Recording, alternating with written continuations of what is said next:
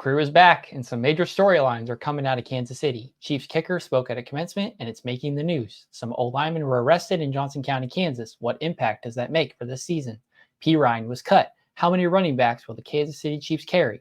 The assault charges were dropped for Rashee. Does that change anything for this season? This is Gridiron Gambit. Welcome, Chiefs Kingdom. Thanks for tuning in to this Red Kingdom Media production, bringing you raw, authentic Chiefs coverage. Make sure to like and subscribe to stay up to date on your team. Now sit back and enjoy the show.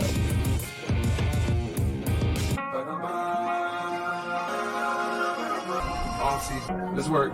Hey. Welcome to this week's edition of Gridiron Gambit. I am your host for tonight's festivities, Clinton, and joined with me as always are my pals Dale and Lonnie. How are you guys doing this Tuesday evening as we are recording? Going good. I can't complain. Yeah, 2 days down. I'm about to say, yeah, same here. Like you said, 2 days now. Got a little bit of basketball playing, so going on, watching. So it's a lot of different things going on. Championship basketball. That's right. What's usually a dead zone for the NFL is the high point for a bunch of other sports. So if you're junkies like us, there's always something to be watching or something else on the screen next to what we're doing now. So, right. But obviously we've got a lot of topics today that have to do with the Chiefs. And the first one is arguably the most sensationalized topic there has been. It's ButtKicker's speech. So we've all seen it. We made a point that the three of us made sure to watch the entire speech. So unlike everybody else who has responded and reacted to the speech, we've seen or at least read the full 20-minute commencement and not the little tiny sections that got taken out of context.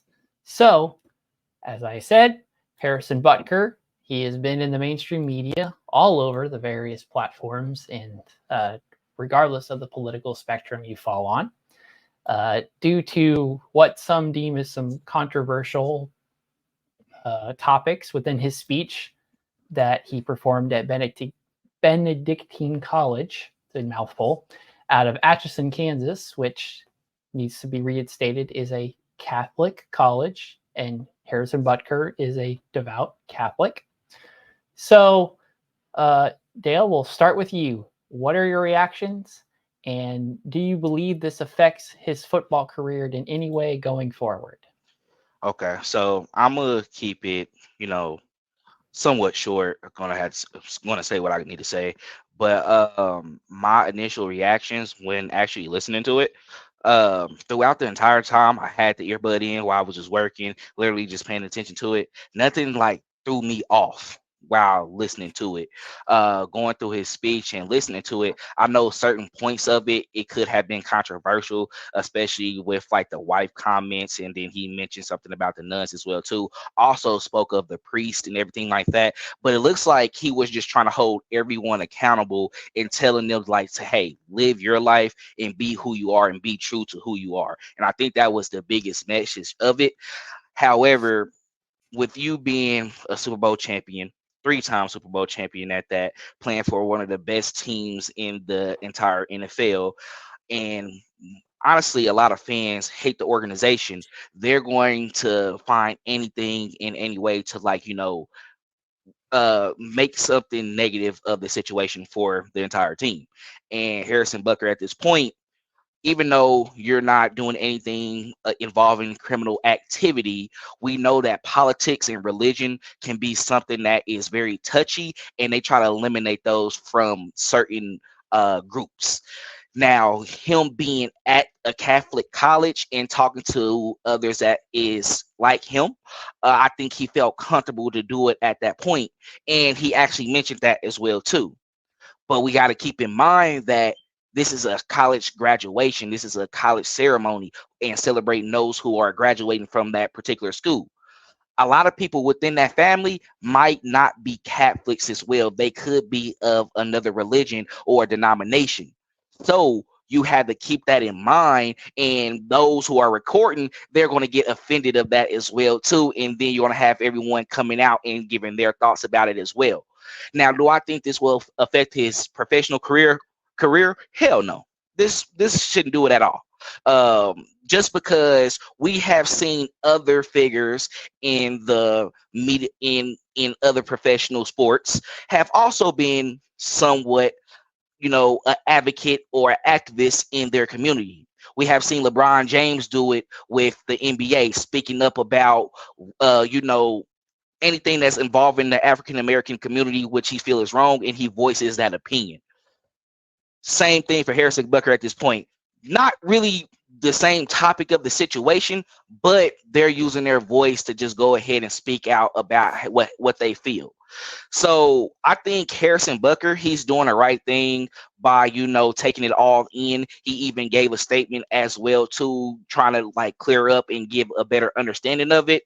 But at the end of the day, the people who have certain feelings about it, they're going to keep those certain feelings about it, regardless of how it's said, or if you said it well, they just don't like the statement that was made and they disagree with that already. So when going back and just to wrap this all up, when listening to it, at that, I'm not a Catholic as well either, and I'm someone who's not as sensitive. So when listening to it, it didn't really I didn't see any effect to it. So for those who were affected, I mean, we do understand your feelings, and it's okay. And it's okay to express that. But I think we all have to be fair at some point to where we have to understand that everyone is not going to have the same feeling as us. And I'm going to just leave it at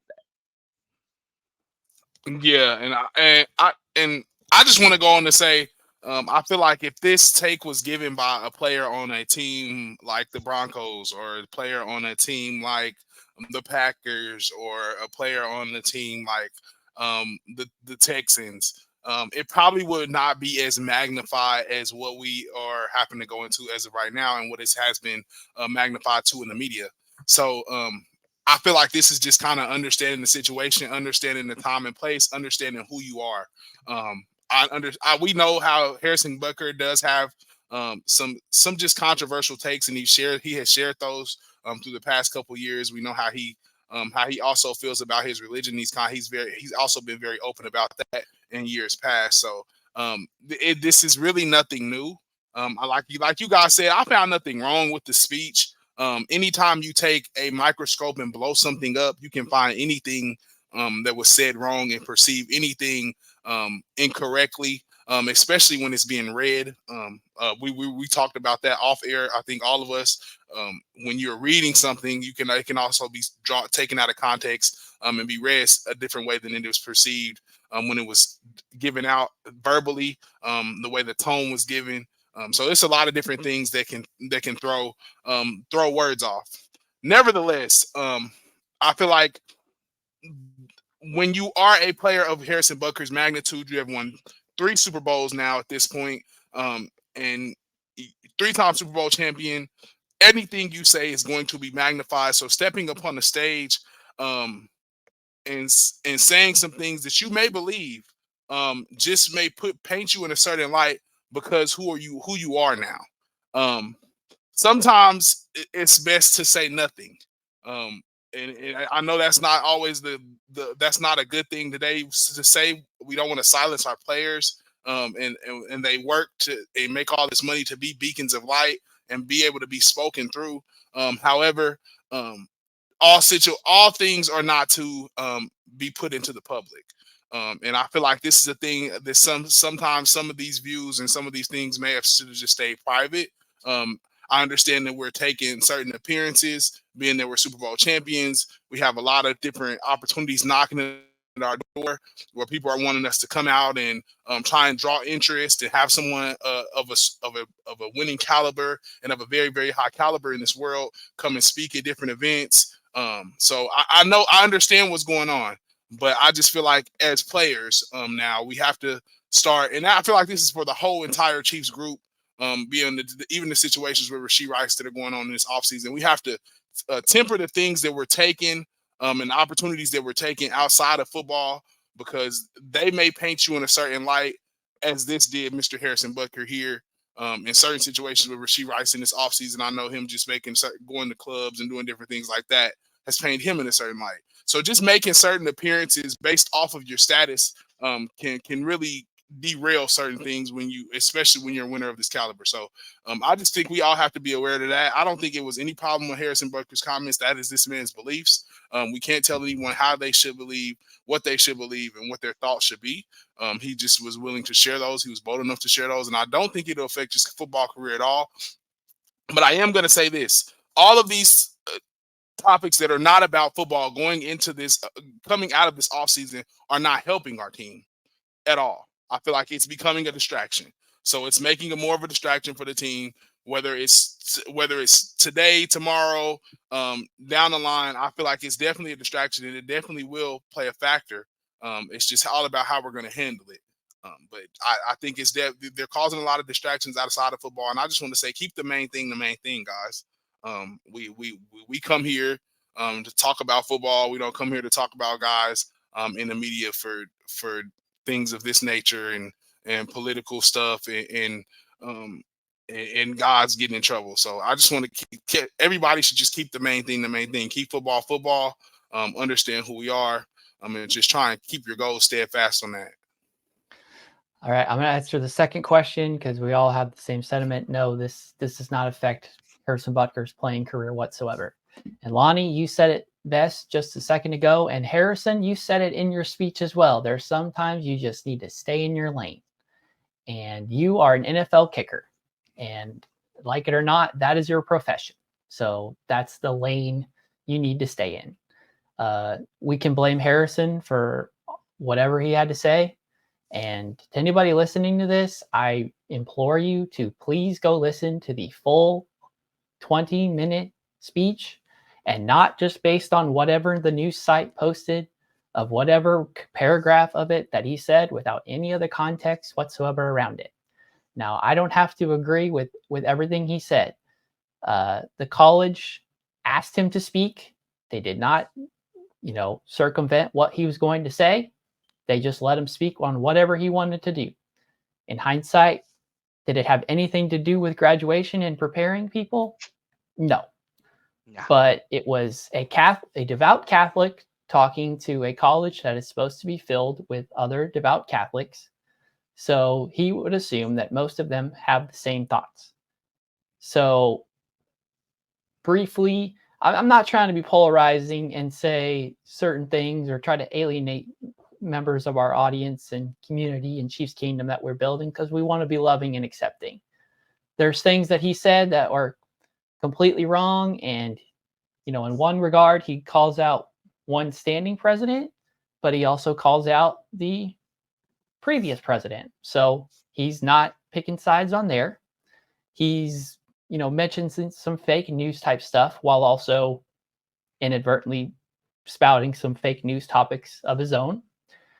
And the quote that's getting passed around the most, that has most people upset by, is not offensive in any way, not proclaiming anybody to be that, and is literally giving flowers to his wife and saying without her, he would not be the man that he is, or the father that he is, or the husband that he is, or whatever the case. And I think the three of us would agree that 100% our ladies in our lives make us better, and we wouldn't have it any other way. To find some offense in what he's saying is trying to find offense in that regard. You can disagree with his opinions, but you can't proclaim that he was being slanderous or offensive or rude. And literally the thing that people were most upset by, the crowd gave him a 20-minute ovation afterwards for saying it. So we really need to put everything in context. And that's why I am asking anybody who's first time getting a more in-depth conversation about Harrison Butker and his speech to go watch the full length, or at least go read the full transcript and every paragraph, and not just the first section that you disagree with him and turn him off. Because honestly, that's where we are falling short as a society. If we are going to proclaim that freedom of speech is important, then that means listening to speech that you don't necessarily agree with. It does not mean that we are forcing people to think and speak and behave just like you do. Harrison has different worldviews as other people, and that's completely fine. To ask of everybody to be exactly the same is just not feasible. It is, dystopian. You're wanting everyone to be exactly like you and think like you and talk like you and be like you. And I just don't agree with that mindset. So I stand with Harrison Butker on his faith. I don't have to agree with every single thing he said in his speech, but he has every right to say it. And I said it earlier. Is it the right speech to give at a graduation? Probably not. But they didn't give him criteria on how he was supposed to handle that speech. He spoke from the heart. That's why one of those sections, he mentions his wife and he tears up talking about her because clearly that's what's important to him. Or his faith. He was very insistent on people going to traditional Latin masses. That's another thing that he stands on. So you can't be upset with Harrison for his beliefs. Sure, he called Taylor Swift a teammate's girlfriend. Oh well. That was probably a tongue-in-cheek type of thing. But Yeah. to just disregard the entire person based on one little paragraph that you don't agree with is the downfall of our society. We don't all have to agree with everything that that man said in his speech, but we have to respect him for going on a public platform and giving his speech and proclaiming his faith and saying what he felt at the time was right. So hindsight can change all of that. And Lonnie, I agree with you. If this is the kicker for the Carolina Panthers, it ain't making the news. But it's the back-to-back Super Bowl champion Chiefs. And that's what makes the major news. And one of the greatest kickers of all time as well, too, being behind Justin Tucker. So it's just too much involved in it. That's why they honestly asked him to, like, try to chill on certain topics or talk about certain things. But thank you for letting people know, like, to go watch the whole commencement speech, because it's similar to politics as well too. People go in based off emotion, who they're going to vote for, everything like that. What about you go look at both parties, look at what they're providing, looking at their speeches, looking at what they're saying? You'll see, like, they're not just the most horrible person in the world. They're just downing each other to try to get the one up on each other, but they might have certain things that you believe in. So it's just like you said, you stand with him on his faith, but you might not believe, stand with everything that he said throughout that entire speech. And that's what makes us human. We're supposed to disagree. We're not supposed to all feel the same way. That's why we have all these different emotions, and we're working with one another and loving each other as well too, because that's what makes us great. That's what makes this great world, this world great. All different people have different type of lights. So it's pretty much it, and that's all I gotta say on it. And people can be upset if they thought that Harrison was just speaking out of context or had only said and lived that lifestyle just for camera. But that's who Harrison Butker is every single day at all times. Anybody who remembers the parade remembers that there was one guy not partaking in the festivities of the parade, and that was Harrison Butker. So if you want to disagree with him on something, at least you can't say that he does not maintain what he says. So if he says something, he lives that lifestyle. People can argue about how he lives and what he says, but if he's the same way on Sundays as he is Monday through Saturday, then in a way you have to respect that, because he's living the lifestyle that he's choosing to speak on. And I was just gonna say, we live in a world right now, and this is all just my last on it, of selective outrage. And I feel like this is just something that just got picked apart and was like perfect for selective outrage. So I feel like he's just a product of that, unfortunately, right now. We live in and I know I'm trying not to say it any type of way, but like a Me Too movement climate type world. So the things that you were saying about women, you have to really temper those type of things in this era, in this time that we're in right now. So you got to really choose your words wisely. When it comes to women, children, and old people in this country, like we all know that, and we just certain things we don't bring up and talk about in public, and that's politics and religion. So also another place where he was just tempering in the area where you just kind of just certain three things that you just really kind of shouldn't mix together. And I feel like they just got him at the perfect time. So if we can kind of stay away from those just three things, the religion, and all of that other stuff, then I feel like we'll be fine. Fair point. All right, let's move on to somewhat of a less controversial topic, yet obviously still legal ease topic. Wanya Arrest. I had to, y'all. I'm sorry. The pun was right there. I just couldn't resist. So Wanya Morris and sorry, I'm not going to say your name and to butcher it on here. So I'm just going to say the international pathway player, who is also an offensive tackle, were arrested last Friday in Johnson County, Kansas, for marijuana possession. So even though it's no longer a banned substance in the NFL, nor is it illegal here in the state of Missouri, where Lonnie and I are located, it is in fact still illegal to possess in the state of Kansas. So, Dale, what punishment do you think both of these players will face? And will this ultimately cost Wanya of the starting left tackle spot? I would say this. I don't think they're going to get in any trouble with the NFL for sure. Now, will there be a conversation with the Chiefs organization and all the people that is in the higher positions for that team?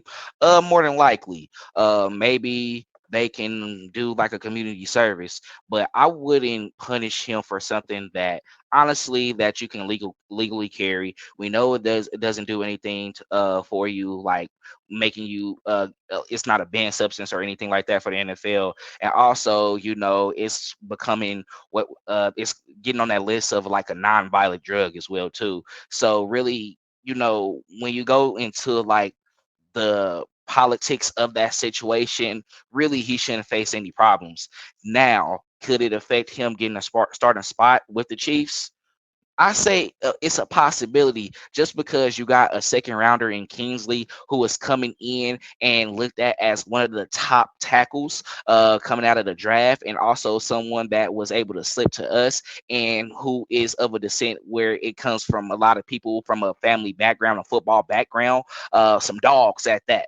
So he's coming in knowing that, hey, I'm trying to get that position now. Something that you was doing last season, you had an opportunity once Donovan Smith was injured as well, and you was able to step in, and we start having a conversation of, should we go ahead and just go with you instead of Donovan Smith before you got injured? So the same thing can happen in this situation where you kind of killed yourself with the coaches of being unreliable. Because say if it's in the middle of the regular season and you have that situation and you're arrested, say if you do that before a game and you're not able to even get out on time, they think about that ahead of time. They're looking like, how reliable will this individual be? So in that case, that's what I'm worried about for Wanya, because he was going to battle, and for sure he was going to be on the 53-man roster as well. He still will be on the 53-man roster. It's just in this case, will you be the starting left tackle for the Kansas City Chiefs? And a lot of us was already arguing that maybe come week one, that wasn't going to be the case because of that second round left tackle that we grabbed already. So to keep it short, I don't think he would get any legal. Well, of course he's going to get in trouble with Kansas because it's illegal in there, but maybe it's a fine depending on how much he had as well too. But now with the limits that they have, you gotta look like you actually, how can I say it, Pablo Escobar or something like that. So I'm sure you're not moving like that. So it's no worries within that situation. So more than likely it's just like, hey, let's see what the coaching staff think of you and see if they're okay with you still have that trust for you to be the starting left tackle this upcoming season. Yeah, and I'm gonna just say, and the fire continues to grow as we continue to talk, as we can see. The controversy does not stop. Like Dale said, it's not a banned substance by the NFL. It's a non-violent drug. It's decriminalized in Missouri, in legal in Missouri. However, Actually, it's completely legal recreationally. Okay, well, recreationally legal. Okay, well, yeah, recreationally legal in Missouri, but just not in Kansas. Know where you're at. Know what you're doing. When you're towing that line. Nevertheless, just really leave it alone. To make a matter worse, I feel like this is just what it is. Situations compounding on top of situations. But I don't think he'll face any trouble. Wanya Morris, that's Wanya Morris and Godrick. I don't think neither one of these guys will face any trouble with the NFL. Maybe some classes or different things that they'll make you take for dabbling with the substance of this manner. And as far as him not costing him the position, I don't think anything like this can cost you a position, especially when we're going into a season where we're trying to find the left tackle that's going to call that position home for probably the next couple years. So I don't believe it'll cost him the position. I think he'll still be in a very heated position battle with Kingsley or whoever that is there. I don't think just this one situation with some marijuana will cost him a shot at being the starting left tackle if his game and his play dictates that.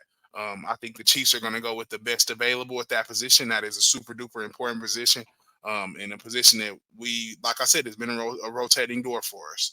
So I think Wanya still has a chance to win the position, and I think he still is the starter as of right now. Until we go and see some reps from Kingsley live against some of those really, really good pass rushers to the likes of Chris Jones and George Karlaftis, I don't want to just put him at that starting role yet. So I think Wanya still has the position. I still think he's still going in as the starter. I think his play and how he comes into the season, if he's ready or not, if he's been having all of these offseason distractions or having the munchies too much, and comes in a little bit overweight, if that may dictate him losing the position, but if that's not the case, then I think Wanya Morris still has his starting position. Honestly, that's what trusted they could him a lot question last year.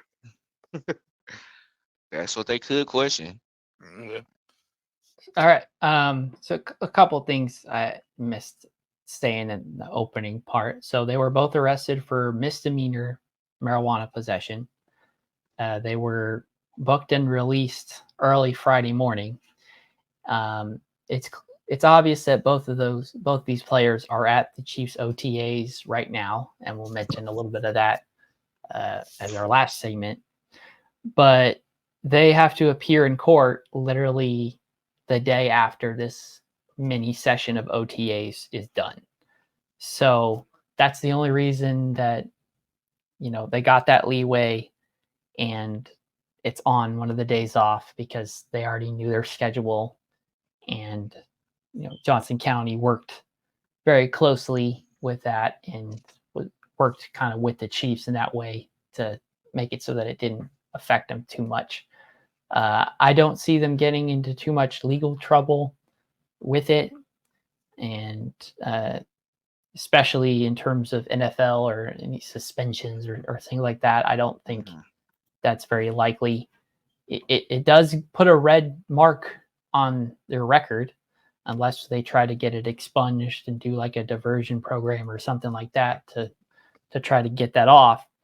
But you got to know your surroundings and the local rules and stuff like that. If that's what you're interested in, there was 10 miles over the state line where you could have done it and completely fine. But the location where you chose is why you're in trouble, and it's why it's a news story. So both of you guys think that Morris is in a spot to keep his job, I think I'm on the other side in the argument that depending on the tenure of player, right? Because Andy Reid is not going to cut Harrison Butker based on the stuff that came out. And I'm not saying he's going to cut Wanya Morris either. Will the international player Godrick survive this season?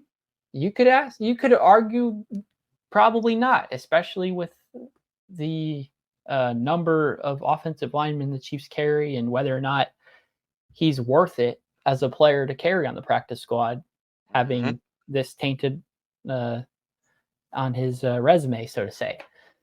I'm not saying that Wanya is going to get cut by any means, but I think at this point, Andy Reid might feel a little better about Kingsley because he knows the type of player and person that he is.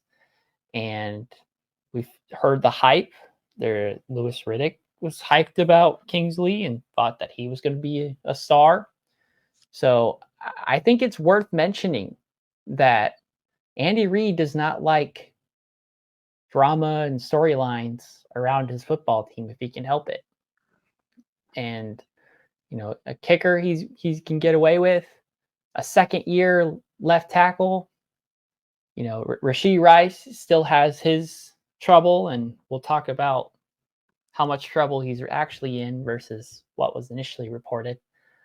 But it's worth considering that this may have shifted Andy Reid's mind just a little bit to see a little bit more in Kingsley, and during this OTA period, getting to see him a little closer during that rookie mini camp portion, and just to have more exposure of Kingsley, whereas it took Wanya a little bit to finally appear and be able to practice with the Chiefs. So it still could very well be Wanya's job to lose, but I don't think these type of storylines and the drama that it's created is putting him favorably with the coaching staff. And I'll leave it at that. Yeah, if you listen to my boy, I was down the middle. That's why I said it's like, hey, like we're not releasing them at all or doing anything.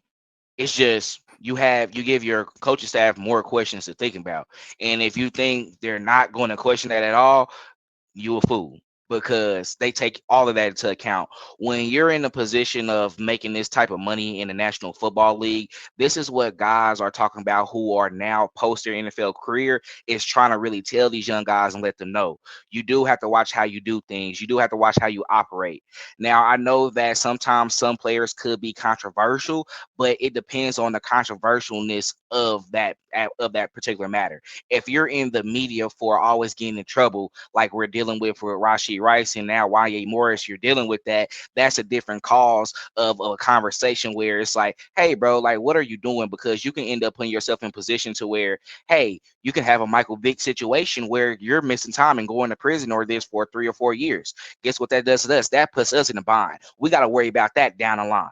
Now, if you're going out here and you're acting like Kyrie Irving, saying some things about Jews sometimes, saying you watch this movie and all this other stuff, it's like, bro, can you like chill out? But you can't go to jail for that. You're not going to be taken away from the game for that. It's just you're going to have more people that dislike you. And then you're bringing that type of attention to the organization. But like at the same time, they used to hate as well too. So it's just, you have to watch out for what's going on. But y'all know I like to refer to this player all the time when it comes to marijuana charges. Dwayne Bowe. Didn't really affect him, and it was worse during that time. So yeah, you should be fine for real. It's just more of, you are coming off of your rookie year, and you spoke about tenure, Clinton. You can't be doing that. You're young. You're trying to like fight for a contract. You're trying to be someone who has that, up to 15 to 20 a year. You may not be at that stage right now, but depending on your level of play, you want to like solidify the bag for the future. Rashee Rice killing himself with endorsements. Like, yeah, you probably didn't. You're still in your rookie contract, but bro, you could have had an outside bag just before you being a champion. Your likeness as well too. You have the look for it. I mean, for real, you getting in this type of trouble, it just doesn't help you at all, and that's it. That's right. I think that's all we've got on that topic. So make sure to like and subscribe. Follow us on all our social media platforms at Red Kingdom Media. You can subscribe to us on Spotify or give us 5 stars if you like your audio podcast. If you're watching us here on YouTube, also got some little clips that we put out if you're not able to watch the full-length podcast that we've got here. Also, we put up our YouTube shorts. We got Instagram that we post our reels on. Follow us on X as we put a lot of updates and try to interact with a lot of the Chiefs Kingdom on there. And also make sure to subscribe to our Substack as well, because we put out a daily update Monday through Friday. So you get that straight to your inbox for free. And also, if you would like to become a paid subscriber, you get access to some paid articles that get written about once or twice a week or two. And once the season kicks up, we'll definitely have a lot more topics to be adding over there and a lot more chances to write and give you guys some breakdown content. But if any of that interests you, make sure to go check that out. And now let's move on to our third topic, which is the thinning of the running back room. So we saw LaMichael Perine was released by the Chiefs. This was during this summer before even the 90-man roster needs filled out, even when you need a bunch of running backs just to play preseason. So that brought into question, do we think the Chiefs are going to bring back Jet McKinnon? Or do we just think that they're totally fine with the 3 running backs that they have on their roster currently? So, I'll start with this one. All right, as of now, we have Isaiah Pacheco, Clyde Edwards-Helaire, and then if we're going into like what we had in the preseason last year, Deneric Prince, and then we brought in our international guy and Louis Zeman. And then, of course, we have Carson Steele, who is a undrafted free agent, but it looks like he's going to be probably playing in that fullback role. And I believe we have one more guy as well, too, who was an undrafted free agent. Probably just going to be a preseason body and end up being gone. I would be okay. Honestly, it gives us a better chance of actually bringing back Jet McKinnon, in my opinion, to be honest. Just because, I mean, he kind of dealt with this last offseason as well, too. I think we resigned him a little bit later towards the season, and I think this might be a similar situation. With his age at 31 years old, not, being a running back as well, too, at that age, we know that the career for them, is typically done.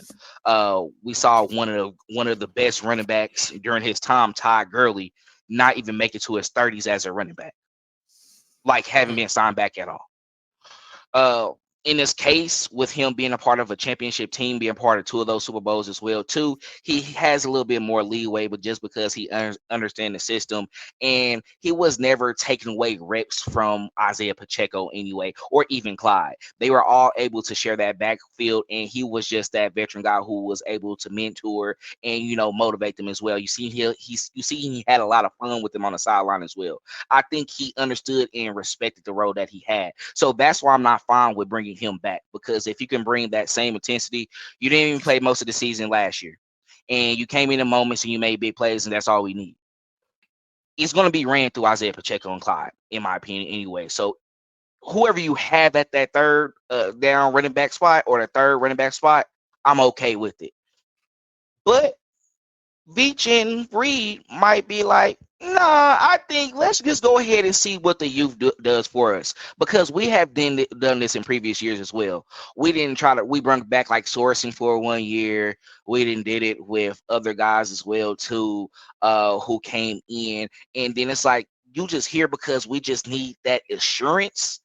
But after seeing that you weren't really that significant in that last run that we had and we won a Super Bowl, Louis, go ahead and go. See what you can do, and we'll be fine with that. But either way it goes, I think the Chiefs will be fine. And that's why I leave it at. I'm not trying to be like this neutral guy all the time who is saying that, but the spot that the Chiefs in roster wise at some of the position groups, really just adding bodies is just more value. It's not going to do anything to it. And we didn't see in previous years where we brought in the LaShawn McCoys or even Le'Veon Bell. Yeah, we give you a chance to, showcase because we might have these guys arrested for a game due to an injury or anything like that. But then you prove us wrong. Why? Yeah, we should have just gone ahead and just not even signed you back. Really, we're just adding you on to this playoff run. Try to get you a ring before you get out of the NFL. And it really, that's what we were trying to do with Le'Veon as well, too. Now, he hate us, and he was probably promised something else. I understand. We're sorry. We was just trying to show some love.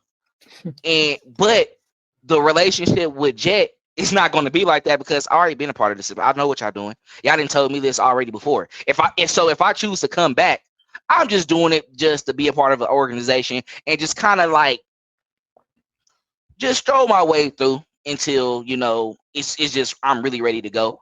And why not add rings onto it as well, too? So it just depends on how the organization feel. And it's going to come. I think it's going to come to like just seeing what's going on in training camp and seeing like, let's go ahead and give him a call. I think I might want to just go ahead and bring him back because really, I don't think his market is that heavy. So the Chiefs can really sit on this and wait for a while and just see what's going on and see what they have when it comes to, the mandatory OTAs and then, of course, training camp in late July and everything like that before preseason. Yeah, and I'm not gonna go on to say that they don't. This isn't to bring him back because I don't know if he comes back at the beginning of the season, but I think he may be a mid-season or late season acquisition. Being on how that running back room shapes out and how guys stay healthy. We know that is a position that it is very hard to stay healthy at. Andy Reid is pretty good at rotating his guys, and I feel like Jet has been hurt in the past, which hasn't really gave them that ability to really be able to rotate three guys in there, which I think they are really, really wanting and kind of missing at that running back position. So especially being that guys get dinged up and you're taking so many hits, which is why I think they went the younger route this year. Not as many hits, not as many miles on the body. Probably somebody that can stick around and play in there, be healthy with all three guys, have all three guys up, and be able to really rotate guys there. But I think I don't want to count him out. I don't want to say that this wasn't to make space for him, but I just think it's not going to happen anytime soon. But that's not to say that it can't happen later in the season or in the future. Because I definitely think Isaiah Pacheco will be running back one, and him and Clyde will be splitting a lot of snaps in there.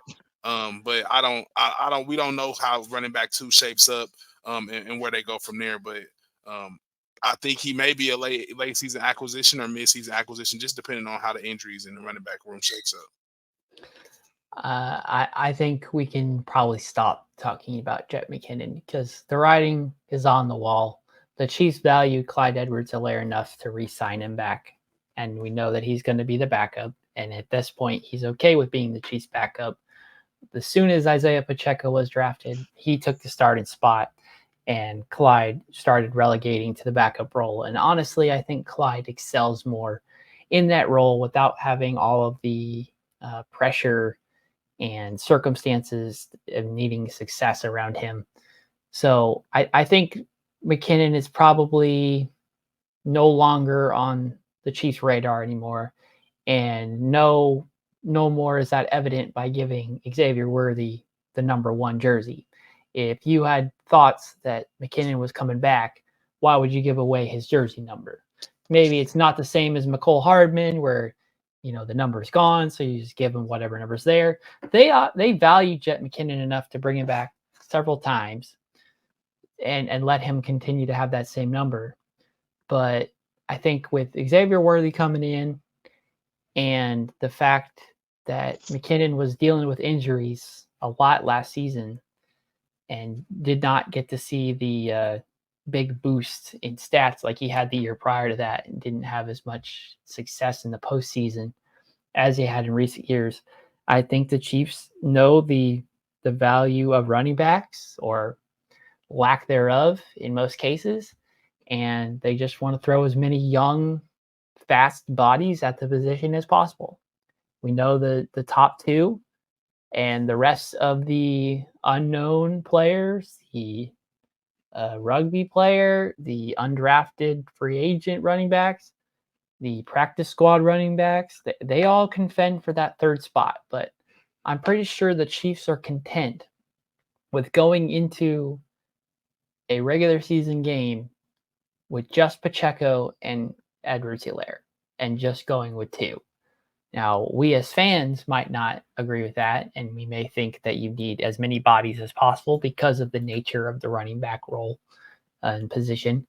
But I think the Chiefs have decided that they've got their two starters, obviously one and then backup, and whoever earns the third spot earns it, and whether or not they're actually on the 53-man roster for every single NFL game remains to be seen.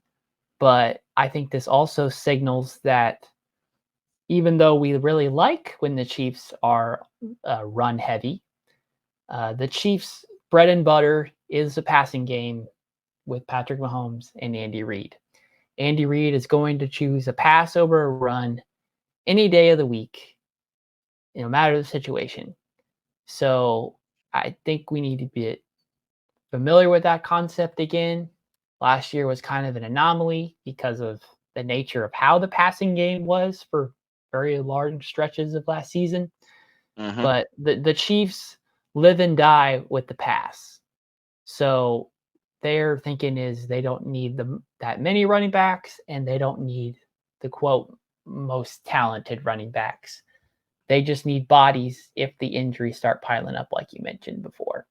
So I think this does signal that two running backs during the regular season is the most feasible option the Chiefs are going with, and bringing up a third running back from the practice squad if the roster shakeup deems it necessary.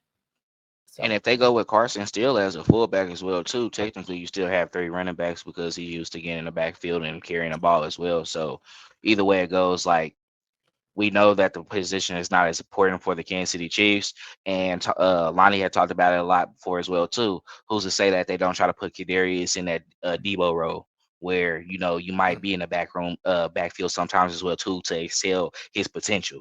So anything can happen. I think I wouldn't mind Jet McKinnon back. That's all. Like, if they were to say like, "Hey, come back," I wouldn't be mad. So be it.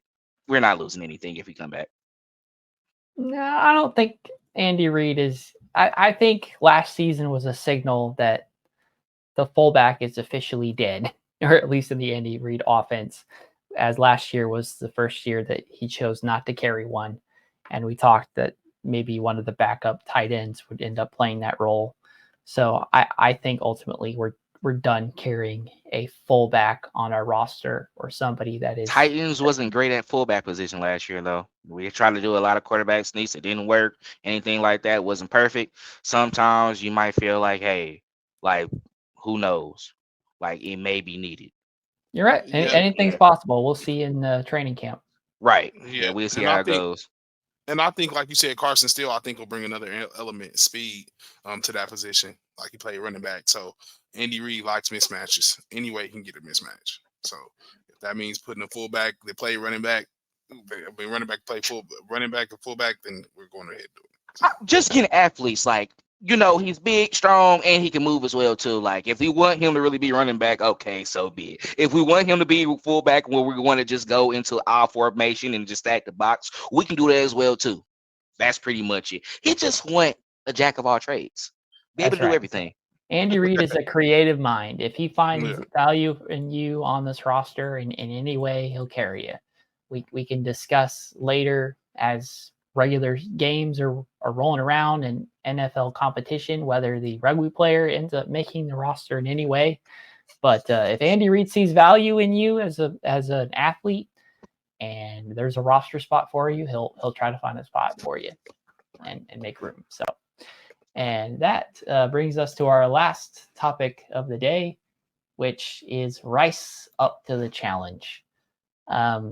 So we've already had a past video discussing the potential legal trouble But as we've come to find out, that the assault charges that were brought against Rashee Rice were ultimately dropped. He is at voluntary OTAs this week, which, as are a lot of players, as the Chiefs social media team put out. So Mahomes is there. You name it. Any other starter is most likely there today. Probably not Travis Kelce, because that's something that you can just sit out until you absolutely have to. We don't need Travis to be going through extra reps for no reason. Dealing But with injury last season. But Rashee was also seen working out with Hollywood Brown down in Florida. So it's clear that Rashee is trying to bring all the attention of him back to football and not the legal trouble that we know that he is still in because of the car crash that he was involved in and the legal trouble that he's in there. I think we all still agree that he is going to get punished for that. The secondary, the now not real assault charge that was related against him, we reacted to. We didn't necessarily say it was, official and legitimate, but we had reacted to it as if it was and said that this is not the type of behavior that you can continue to show. You're a celebrity now. You can't be doing that. You can't be out in public doing things that a normal person would get in trouble for. You can't put bad spotlight on the Chiefs, et cetera, et cetera. So all that still being the case, but now these assault charges ultimately getting dropped. What standings does this place Rashee Rice in now? It just puts him back into what he was before without the assault charges in my mind. That's it. It was already determined before all of this have happened that they were saying that you were potentially going to be suspended for half of the season. So that already came up into discussion. But now I think with the charges just being dropped for the assault case, it goes back to my regular mindset that people are saying eight games. I'm gonna go back to 4 to 6 still, just because I think due to the nature of the situation and the nature of the crash, with no one actually getting any life-threatening injuries. You have some people want to try to sue you to get that taken care of, but he kind of did it that already once all of that started coming out and saying that he was going to pay back for the rental that he destroyed. He was going to settle with those people that were injured in the crash as well. So he was already putting himself ahead of the issue when it happened. Now, I know that we've seen a lot of people say that, he left the scene, he did this, he did that. I see y'all in the comments. I hope y'all see this again. I still love y'all though. But for real, like at the end of the day, he contacted the police. He worked with them. He got booked. He get held out, and then we'll see what happens when it goes to court. In the NFL, I think they already have their decision as well too. They were waiting for a lot of this stuff to happen, but I think they know the direction that where they're going to go. They're just going to see what the court does and what they're actually going to try to find him guilty with. And then, of course, if depending on if he's going to fight it or not, of course, probably not. If you're already working with them for it, you're probably just going to plead guilty, right? Just to get this over with, get this out the way. Of course, it's going to be on your record, but hey, this is something that you can do, work over time, be a good Samaritan in the community, and then your image will be back to normal right after that. Just I would still say 4 to 6 games. We should see him back after that bye week for sure, and that's how I see it. Yeah, and I stand with you. I feel like it puts him in the same situation that he was in before he had this incident. Before he had the photographer incident. We're still at square one with Rashee Rice. If anything, it just takes a little bit of heat off of him. For now, pulls a little bit of those bad stories out of the media, and kind of exonerates some of the stuff that people have been saying and we have been saying coming from this situation. However, I feel like him working out with Hollywood Brown is kind of me just going back to my main thing that I said at the beginning of the pod, is keeping the main thing, showing everybody that you're working on football, showing everybody that you're trying to better your craft, showing everyone that you have the ability to lock and hone in on your craft, and you're not just out partying and racing cars in your spare time. So I feel like this just brings him, shows that he's trying to paint the image that he is doing what he's supposed to be doing, which we have every right to believe that Rashee Rice is doing what he's supposed to be doing. He was working out with Mahomes almost every day until we started seeing all this other stuff happening. So I think that Rashee is just trying to really clean up his image, trying to paint himself in a little bit of different light going into the OTAs. And I don't, like you said before, I don't think the standing where he's standing as far as in the NFL eyes, I don't think it changes at all. I think he still will be suspended. We just don't know for how long or when, being that they're going to wait for the legal situation to work itself out first. And then the NFL tends to move after the legal situation has worked itself out. So if it, at this point, it's hurting us the longer we wait and go into the season. If it happens during the season, I feel like it'll be a thing that makes the team worse. But if it happens early and we can figure it out, or happens after the season, it's something that we can figure out. It'll benefit us. But this is looking like something that's going to linger on, and we're just going to have to wait to see what we hear. Right. So it's unfortunate that Rashee's name got slandered even more because of this. And now the air has to get cleared up to say that didn't happen. But ultimately, the issue is because of Rashee's past and history already, it didn't seem far-fetched for that story to come out and to see some sort of legitimacy to it. And that's something that Rashee's going to have to work on for years if he wants to prove that he's changed and clean up his name and Good Samaritan and whatever you want to call to say about him. It's good that he wants to show that he's all in on football. Let's show that even more by not having your name come out in random spots. Show that you are fully dedicated to football, because unlike Mahomes and Kelsey, he doesn't have enough history in the NFL to get these big time endorsements. And an issue like the assault charges before they were dropped is something that would scare advertisers and potential sponsors away from him. The NFL is still going to judge Rashee pretty harshly because there is a video of his car crash and him fleeing the scene. If the NFL has video of you committing a crime, you are going to get punished, and you are going to get punished harder and more severely than if it was just word of mouth and an arrest record. If there is video evidence that took place, the NFL reacts a little more harshly towards it. Right, wrong, or indifferent, we know that's how they react. They have one thought about how the Ray Rice situation is. A video comes out, it completely changes how they judge the situation and the punishment that he was given. So I think we're not looking at a half the season, but we're still looking at substantial missing of time. And when you are coming into the season as the number one wide receiver for a Super Bowl winning team, that is costly. No matter what, that hurts the Chiefs' chances of three-peating. And if the Chiefs lose any of those games that Rashee Rice could have been a part of, he's going to get, some backlash for that. So I'm glad that he is clearing his name, and the latest incident is not legitimate, but it was ultimately just a distraction for the thing that is going to cost him several games and game checks, and hopefully not a Chiefs win on the schedule because of his missed time.